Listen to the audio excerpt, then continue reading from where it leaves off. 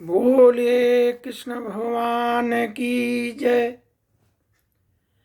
पिछले एपिसोड 15 में कर्मयोग की चर्चा चल रही है। भगवान काफ़ी अर्जुन को समझाते हैं। अर्जुन को जो उनको मोह माया का जंजाल लपेट लिया है उससे बाहर निकालने की कोशिश करते हैं। बहुत बातें कहने के बाद भी फिर भी अर्जुन ने कहा कि अथ केन प्रयुक्तो अयम पापम चरित पुरुष अन्यच्छिन्नपि वार्ष्णेय बलादिव नियोजित। अर्जुन ने कहा कि हे विश्ववंशी, मनुष्य न चाहते हुए भी पाप कर्मों के लिए प्रेरित क्यों होता है? ऐसा लगता है कि उसे बलपूर्वक उसमें लगाया जा रहा हो। मोह माया से वो परेशान हैं तो अपने दुख को वो भी कहते हैं कि ऐसा क्यों हो रहा है हमें, कि एक तरफ ऐसे खींचा जा रहा हूं जैसे मुझे बलपूर्वक उसमें ढकेला जा रहा हो। भगवान ने कहा, हे अर्जुन, काम एष क्रोध एष रजोगुण समुद्भव महासनो महापापमा विद्येन में वैरिणम। भगवान ने कहा कि हे अर्जुन, इसका कारण रजोगुण के संपर्क से उत्पन्न काम है, जो बाद में क्रोध का रूप धारण करता है और जो इस संसार का सर्वभक्षी पापी शत्रु है।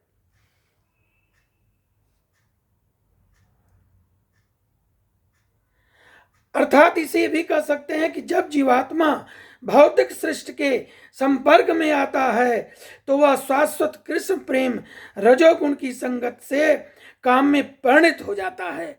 अथवा इसको दूसरे शब्दों में कहें कि ईश्वर प्रेम का भाव काम में उसी तरह बदल जाता है जिस तरह से इमली के संसर्ग से दूध दही में बदल जाता है। जब काम की संतुष्टि नहीं होती है तो यह क्रोध में परिणत हो जाता है, क्रोध मोह में परिणत हो जाता है, मोह इस संसार में निरंतर बना रहता है। अतः जीवात्मा का सबसे बड़ा शत्रु है काम, जो विशुद्ध जीवात्मा को इन संसार में फंसे रहने के लिए करता है। भगवान ने कहा कि जिस प्रकार अग्नि धुएं से, दर्पण धूल से, भ्रूण गर्भाशय से आवृत रहता है, उसी प्रकार जीवात्मा इस काम की विभिन्न मात्राओं में आवृत रहता है। इस प्रकार ज्ञानमय जीवात्मा की शुद्धते चेतना उसके काम रूपी नित्य शत्रु से ढकी रहती है। जैसे दर्पण पे धूल लग गया तो दर्पण तो वही है, लेकिन धूल लगने से उसमें फोटो नहीं, अपना प्रतिबिंब नहीं आता। तो इस प्रकार ज्ञानमय जो जीवात्मा है, शुद्ध उसकी शुद्ध चेतना उसके काम रूपी नित्य शत्रु से ढकी रहती है, जो कभी भी न तुष्ट होता और अग्नि के समान जलता रहता है। कहते हैं कि इंद्रियां, मन तथा बुद्धि को इस काम के निवास स्थान है। इंद्रियां क्या है? सबका एकदम पॉइंट है निवास करने का, उनका घर है।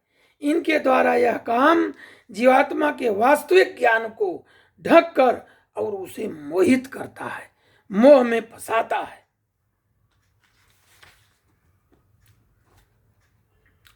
तस्मा तत्त्वमिन्द्रियाणि आद्यौ नियम्य भरतवर्षभ पापमानं प्रजयभेन्यम ज्ञान विज्ञान नाशनम।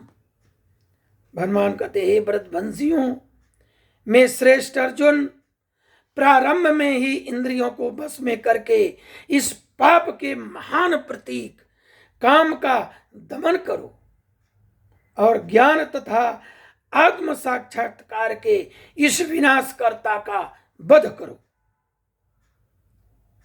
अब इसके बाद ज्ञानम परमं गुह्यम ये यत् ज्ञानम समन्वितम सहस्रहस्तम तद्दंग च गृहाणगतम मया।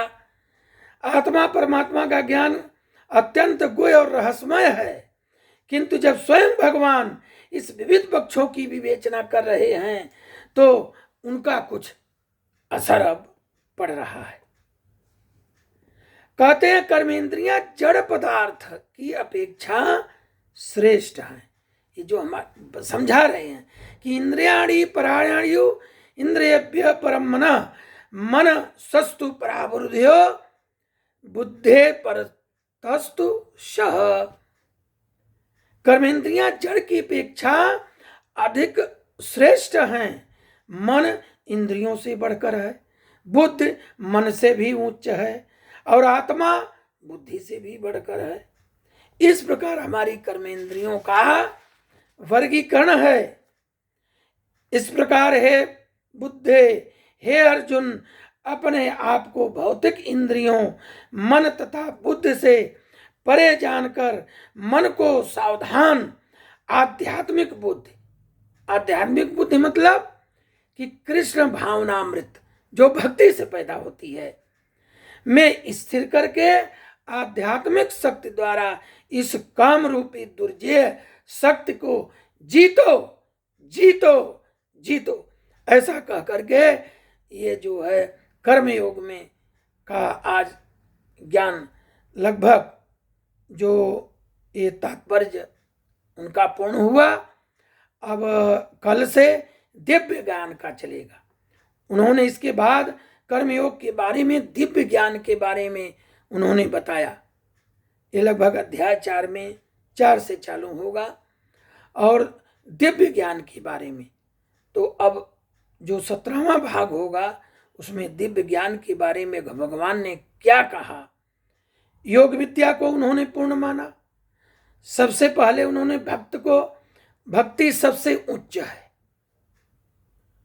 भक्त से भगवान भोले भी कितने लोगों को आशीर्वाद देते थे। भक्ति के प्रेम में भगवान विह्वल होकर कुछ का कुछ आशीर्वाद दे देते थे। भगवान भोले ने कह दिया भक्ति से प्रसन्न होकर के कि जाओ, जिसके सर पर हाथ रखोगे वो स्वाहा जल के भस्म हो जाएगा। ये नहीं सोचे कि ये हमको ही जला सकता है, भाई आशीर्वाद दे दिए। तो इसलिए भक्ति सबसे अच्छा ज्ञान है। तो अब आगे भाग 17 में दिव्य ज्ञान की चर्चा होगी। तब तक के लिए आप लोगों से दूर हम नहीं रह सकते। हम इसके जो है गीता के 18वें अध्याय को हम आप लोगों के समीप पहुंचाएंगे।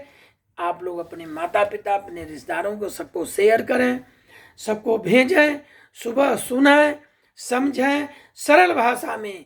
हम उतना ज्ञानी नहीं हैं, फिर भी अपने सरल भाषा में अपने इस गीता प्रकाश पुंज के माध्यम से हम आप तक पहुंचाते हैं। बोले कृष्ण भगवान की जय।